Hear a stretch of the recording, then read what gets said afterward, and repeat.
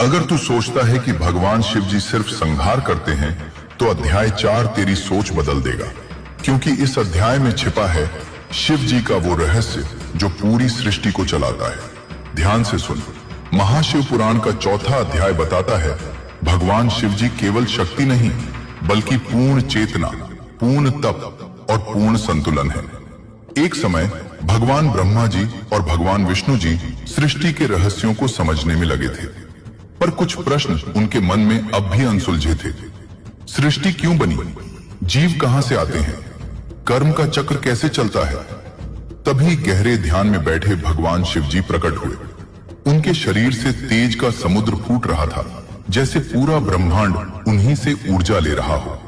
भगवान विष्णु जी ने झुककर पूछा, हे प्रभु, आपके ध्यान का रहस्य क्या है?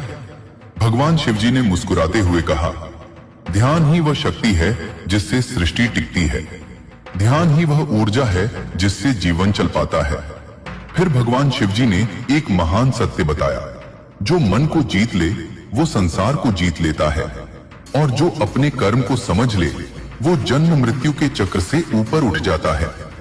इस अध्याय में भगवान शिव जी धर्म, तप, मन, आत्मा और मोक्ष सबका रहस्य बताते हैं। उन्होंने कहा, धर्म से जीवन स्थिर होता है, तप से मन शुद्ध होता है, ज्ञान से अंधकार मिटता है, और भगवान शिव जी की शरण से आत्मा मुक्त होती है।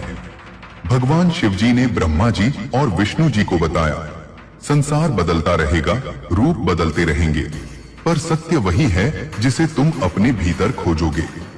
अध्याय 4 का संदेश है, अगर मन अशांत है तो भगवान शिव जी का ध्यान करो। अगर जीवन उलझा है तो भगवान शिव जी की शरण लो, क्योंकि भगवान शिव जी किसी पहाड़ पर नहीं, तेरे भीतर ही विराजमान हैं। आंखें बंद कर और महसूस कर, तेरी हर सांस में भगवान शिव जी का ही अंश बह रहा है।